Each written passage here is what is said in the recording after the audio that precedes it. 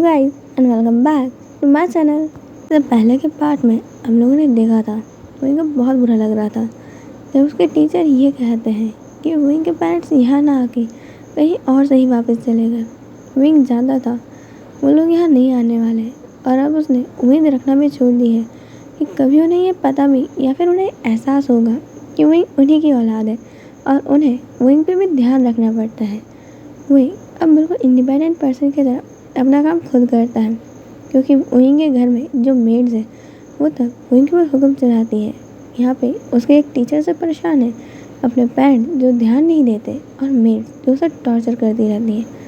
वहाँ पे एक हेड सर्वेंट है जो बहुत ज़्यादा ही बुरी है।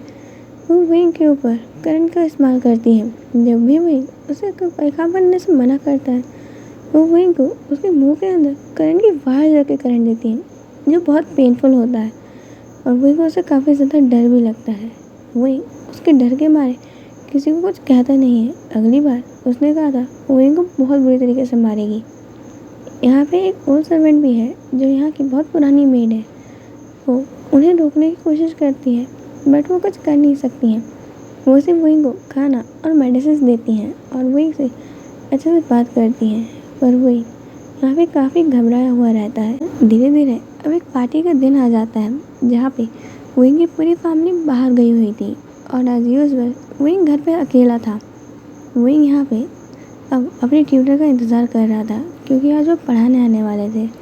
वो आते हैं और जब वो देखते हैं पूरा घर खाली है और यहाँ पे ज़्यादा सर्वेंट्स भी नहीं है, सिर्फ 2 सर्वेंट काम कर रहे थे, एक वो ओल्ड लेडी और यहाँ पे एक शेफ जो यहाँ पे अभी बस सारी चीज़ें साफ करके अब यहाँ से जाने ही वाला था।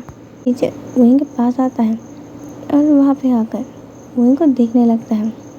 यहाँ पे विंग सारे नोट्स वगैरह निकाल कर बैठा हुआ था पढ़ने के लिए बिल्कुल तैयार और विंग ने आज हाफ पैंट्स और एक लूज सी टी शर्ट पहनी हुई थी। वो टीचर विंग को ऐसे देख के बहुत खुश होता है और जैसे ही वो शेफ वहाँ से जाता है उसके जाते ही अब वो टीचर विंग के पास आता है और विंग के हेयर्स को पुल करते हुए अब उसके नेक पकड़ लेता है और विंग की तरफ देखने लगता है। विंग घबरा जाता है अचानक से, उसे दूर भागने लगता है पर वो उसके नेक के पास अब हाथ बढ़ाते हुए उसके चेस्ट के पास ले आया था और दूसरी उसकी नज़रें जो विंग की पूरी बॉडी को इस तरह से घूर रही थी, उसकी टच और इन निगाहों को देख के विंग को बहुत गंदा फील हो रहा था और बहुत डर भी लग रहा था। विंग उसे दूर हटने की कोशिश करता है और इसी बीच वो टीचर को एक थप्पड़ भी मार देता है। वो टीचर उससे इतना ज़्यादा गुस्सा हो जाता है कि उसको वो बहुत तेज थप्पड़ मारता है जिससे विंग ज़मीन पे गिर जाता है और वो विंग के ऊपर चढ़ कर बैठ जाता है और विंग को पंच मारने ही वाला होता है और वो खुद को रोकता है और कहता है कि मैं इससे भी ज़्यादा पेनफुल कुछ कर सकता हूँ। ऐसा कहते हुए वो पर्सन विंग की पूरी शर्ट खोल देता है और वहाँ पे जग में ठंडा पानी भरा रखा था जो बिल्कुल बर्फ़ जितना ठंडा था। वो पानी वो उसके ऊपर डाल देता है और विंग को फिर वो बहुत पीटता है। विंग के मुँह से खून आ रहा था और वो पर्सन विंग पर वो ठंडा पानी वापस एक और बार डालता है।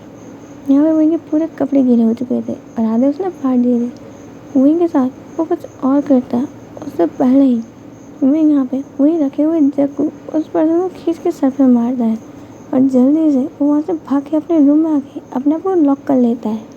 वहाँ पे घबरा गया था और बहुत रो रहा था। वो टीचर बहुत दरवाज़ा पीटता है कि विंग वो दरवाज़ा खोल ले और तोड़ने की कोशिश भी करता है और विंग वहाँ से भागकर अपने वॉशरूम में छुपा हुआ था और वो इतना घबरा गया था कि उसके अंदर हिम्मत नहीं थी कि वो वहाँ से बाहर आ सके। यहाँ उस टीचर से घबराया हुआ था और वो टीचर को बहुत डर लग रहा था कहीं विंग ने किसी को बता दिया कि वो यहाँ क्या करने वाला था। वो टीचर अपना सर खींचता है और हाथ टीचर टूट चुके थे। मैंने ये क्या कर दिया, मुझे पहले उसे बेहोश करना चाहिए था। मैं एक क्लोरोफॉर्म लाया ही किस लिए था। सच में मैं ना पागल हो गया हूँ इस पर्सन को देख देख के। और अब वो इंतज़ार करने लगता है विंग के पेरेंट्स के आने का, तो वो विंग से पहले ही यहाँ पर उसके पेरेंट्स को सब कुछ बता देगा पर थोड़े अपने अंदाज में। जैसे ही विंग के पेरेंट्स आते हैं वो टीचर उनके पास जाता है और बहुत अच्छे से कहता है कि अब से वो यहाँ पढ़ा नहीं पाएगा क्योंकि विंग उसे किसी और तरीके से चाहता है और वो एक टीचर होने के नाते ऐसी कोई सी भी फीलिंग अपने स्टूडेंट के अंदर नहीं देखना चाहता। और जब विंग ने उसे आज प्रपोज किया उसने मना किया तो विंग कह रहा था कि वो उसे फंसा देगा, इसलिए मैं ये जॉब छोड़ना चाहता हूँ आप प्लीज़ विंग को कुछ मत कहना, वो एक बच्चा है, अभी से वो बड़ा हो रहा है तो उसे सिर्फ हार्मोन चेंज हो रहा है। ऐसा कहते हुए वो टीचर वहाँ से जाने लगते हैं और वही के हम कहते हैं रुकिए, हम वही को बुलाते हैं, आखिरकार आपके सामने उसे सज़ा मिलनी चाहिए। ऐसा कहते हुए वो वही को बुलाने जाते हैं पर वो टीचर कहते हैं नहीं नहीं, मुझे भी ऐसा जाना चाहिए और ये आपका फैमिली मैटर है तो आप देखिए। ऐसा कहते हुए वो टीचर वहाँ से निकल जाता है और वहाँ से मन में सोचते हुए जाता है, मुझे लगता नहीं है वो बच्चा कुछ कह पाएगा। जिस तरीके से वो डरा हुआ है और उसके फैमिली को भी मैं अच्छे से जानता हूँ, वो उसकी बात सुनेंगे ही नहीं। वो काफ़ी खुश था और वहाँ से आराम से निकल जाता है। विंग की मदर विंग को बाहर निकलाती है और विंग से पूछती है तुमने क्या किया अपने टीचर के साथ। विंग कहना ही चाहता था उसने कुछ नहीं किया, टीचर उसके साथ मिसबिहेव कर रहे थे, उसके साथ बहुत ज़्यादा ही बुरा करने की कोशिश कर रहे थे। पर यहाँ पे विंग को कुछ कहने ही नहीं देती उसकी मदर। विंग एक थप्पड़ मारते हुए कहती है क्या तुम अपने ब्रदर और सिस्टर की तरह नहीं बन सकते, या सबके साथ घुले मिले बातें करें और एक नॉर्मल पर्सन की तरह रहे, नहीं तुम्हारी तरह अब नॉर्मल। मेरे को तो विश्वास नहीं होता कि तुम हमारी ही औलाद हो। यहाँ पे उन्हें बोलने की बहुत कोशिश करता है, मदर इसमें मेरी गलती नहीं थी। वो टीचर यहाँ पे अब मैडम में फिर से उसे थप्पड़ मारती हैं। हाँ वही टीचर की गलती हुई ना, यही कहोगे तुम अपनी गलती होने के बावजूद भी। मुझे तो शर्म आती है तुम्हें अपना बेटा कहते हुए। वहीं अब बस चुपचाप उनकी बातें सुन रहा था। उसने मान लिया था कि इन्हें समझा के कोई फ़ायदा नहीं है, ये वही बात मानेंगे जिस पे ये विश्वास करते हैं और ये सिर्फ झूठ पे विश्वास करते हैं। सच सुनना इन्होंने कभी सीखा ही नहीं। विंग को पनिशमेंट देने के लिए अब यहाँ पे विंग की मदर उसको ले जाकर एक रूम में लॉक कर देती है जो विंग का ही रूम था। और यहाँ पे वो कहती है अब तुम्हें 3 दिन तक ना ही कोई खाना मिलेगा ना ही कोई पानी, और तुम अपने रूम से भी बाहर नहीं जाओगे। विंग 3 दिन तक अपने रूम में था और शायद ये लोग भूल चुके हैं कि उन्होंने विंग को लॉक करा हुआ है। वो सर्वेंट 3 दिन बाद उस डोर को खोलने जाती है, वो ओल्ड सर्वेंट, पर यहाँ पे उनके पास कीज़ नहीं थी। अब वो मैडम वे के पास कांटेक्ट करती हैं कि मैम आप कीज़ शायद अपने साथ ले गई हैं। मैडम वे अपने पर्स में चेक करते हुए कहती मेरे को याद नहीं है, शायद मैंने उसे कहीं गिरा दिया होगा, कोई बात नहीं, वो कुछ इतना इम्पोर्टेंट नहीं है। यहाँ पर वो सर्वेंट कहना चाहती थी मैम आपका बेटा अंदर लॉक है, पर वो फ़ोन काट देती है। जब वो मिस्टर वे को कॉल करती हैं वो पिक नहीं करते और मैडम यू और मिस्टर जियांग तो यहाँ पे आउट ऑफ स्टेशन है। जियांग यानी और जियांग चंग को कोई मतलब ही नहीं है। वही 4 दिन से अपने रूम में लॉक पड़ा हुआ है, ना उसने कुछ खाया है ना कुछ पिया है। अब सर्वेंट को टेंशन होने लगती है और वो यहाँ पे नीट की ढूंढती है कि वो कहाँ है। स्टोर रूम में ढूंढने के बाद उन्हें वो की मिलती है। वो इतने टाइम से पूरे मेंशन में ढूंढ डाला और वो जल्दी से वो डोर खोलती है। यहाँ पे वही उसी डोर के पास बैठा हुआ था। वो सिर्फ आसमान की तरफ देख रहा था, या फिर कहा जाए वही अपने सीलिंग की तरफ देख रहा था। वहाँ कुछ नहीं था, बस वही उधर ही देख रहा था। अपना डोर खोला देख वही उस डोर की तरफ देखता है। ओल्ड लेडी विंग को देखती है जो पूरे अंधेरे में बैठा हुआ था। उसके फेस पे आंसू अब इतने ज़्यादा बह चुके थे कि वहीं पर सूख गए हैं। विंग उनको देखता है, वह समय विंग के पास आती है उसके आंसू पोंछने के लिए, पर वहीं खड़ा होता है उनसे दूर हट जाता है और यहाँ पे अपने सामने एक चेयर को रख देता है और यहाँ पे बताना चाह रहा था कि आप प्लीज़ दूर रहिए। यहाँ पे विंग को कुछ ना कहते थे और बस इशारों करते थे। हर समय को बहुत बुरा लगता है कि ये क्या हो रहा है इस बच्चे के साथ। विंग अभी इतना छोटा है और ये सब कुछ इसे क्या फेस करना पड़ रहा है। वो विंग के साथ तभी प्यार से बिहेव करने की पूरी कोशिश करती हैं और विंग के साथ वो बहुत काइंड नेचर रखती हैं। यहाँ पे विंग ने मना कर दिया था कि आप लोगों को कोई ज़रूरत नहीं है मेरे लिए कोई टीचर लाने की, मैं खुद से मेरी स्टडीज़ कर सकता हूँ। ये सुनने के बाद ना मैडम वे ना ही मिस्टर वे को कोई फ़र्क पड़ा था। उन्होंने तो शायद ढंग से सुना भी नहीं होगा। वो हमें सर हिलाते हैं और उसकी तरफ देखते हुए अपनी फाइल चेक करते हुए कहते हैं क्या तुम्हें कुछ और काम है। विंग ना में सर हिला देता है। वो कहता है ठीक है अब जाओ यहाँ से, हम बहुत बिजी हैं। विंग वहाँ से चला जाता है उन लोगों की तरफ देखते हुए। अपने रूम में आके शांति से बुक पढ़ता है और यहाँ पे अब सो जाता है। विंग ने अपना स्कूल पूरा कंप्लीट कर लिया था और अब वो कॉलेज में था। कॉलेज के फर्स्ट ईयर विंग का इतना शांत बीतता है।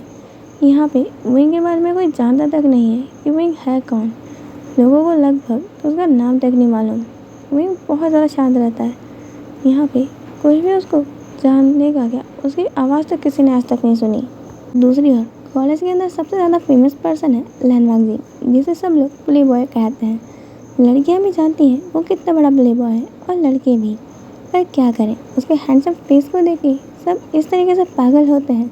सब जानने के बावजूद भी कि वो सिर्फ उनके साथ मस्ती कर रहा है, मजाक कर रहा है, वो लोग उस चीज़ में शामिल हो जाते हैं कि आखिरकार इसी बहाने वो उस पर्सन के साथ रह तो पाएंगे। लनवांग जी का फ्रेंड यानी कि नेहो सेन और यहाँ पे उसके और भी फ्रेंड लनवांग जी को टास्क देते हैं कि अब अगर तुम्हें गट्स हैं तो एक ऐसे पर्सन के साथ फ्रेंडशिप करके दिखाओ जो कभी बात नहीं करता। यहाँ पे लनवांग जी कहता है ऐसा कौन हो सकता है। यहाँ पे नेहो सेन वहीं की तरफ इशारा करते हुए कहता है उसको तुम अपने फ्रेंड बना के दिखाओ, उससे बात करना नामुमकिन है। आज तक उसकी बात किसी ने नहीं सुनी और वह किसी से बात तक नहीं करता। तुम उससे अपनी बात मनवाओ और अपना वर्क कंप्लीट करके दिखाओ। लनवांग जी कहता है ये इतना आसान काम, ये तो मेरा चांद यूँ ही कर डालेगा। कहता है चैलेंज एक्सेप्टेड कहते हुए वो वहीं की तरफ जाता है, पर उतने में क्लास ओवर हो जाती है और वहीं से वहाँ से चला जाता है। लनवांग जी उसके पीछे जाता है, पर इतनी देर में वहीं जा चुका था। नेक्स्ट डे लनवांग जी वहीं का इंतज़ार कर रहा था। क्लास में बहुत जल्दी आकर वहीं आता है, अपनी विंडो वाली पास की सीट पे जाकर बैठ जाता है और क्लास का इंतज़ार करने लगता है। इस टाइम पे सिर्फ लनवांग जी और वहीं क्लास में प्रेजेंट थे, पर तभी वहीं से अपनी बुक्स पढ़ रहा था और लनवांग जी उसे बहुत ध्यान से देखता है। लनवांग जी वहीं के पास जाता है और अपना हाथ बढ़ाते हुए कहता है हाय, मेरा नाम लनवांग जी है और तुम्हारा। पर वहीं अपनी कॉपी के अंदर जो नाम लिखा हुआ था उसकी तरफ फिंगर रख देता है। लनवांग जी कहता है ओह वे उशान, नाइस टू मीट यू। तो क्या हम फ्रेंड्स बन सकते हैं? तुम देख सकते हो कि हम लोग एक ही बैच में हैं, तो हम लोग फ्रेंड्स तो बन ही सकते हैं। पर वही इस पर कुछ कहता नहीं। लनवांग जी के बाजू में ही बैठ जाता है। तुम कुछ बोल ही नहीं रहे, खैर कोई बात नहीं, बोलने में बहुत अच्छा हूँ, तुम सुन ही लो। यहाँ पर लनवांग जी उसे बहुत कुछ बोलता है और कहता है वो कल मैं तुम्हें देखने के चक्कर में मेरा नोट्स करना भूल गया, तो क्या तुम मुझे अपने नोट्स दे सकते हो। वहीं अपने नोट्स की नोटबुक आगे करता है और लनवांग जी की तरफ रख देता है। लनवांग जी थैंक यू कहता है और वो नोट्स ले जाता है और जाते हुए अपने मन में ही सोच रहा था सच में इसे मनाना बहुत मुश्किल काम है, बट जिस काम में थोड़ी मुश्किल ना हो आखिर वो काम करने में इंटरेस्टिंग कैसे लगेगा। लनवांग जी बहुत ज़्यादा एक्साइटेड था वहीं को अपना फ्रेंड बना के उससे अपना काम करवाने में। तो इतना ही, हम मिलेंगे नेक्स्ट पार्ट में। बाय।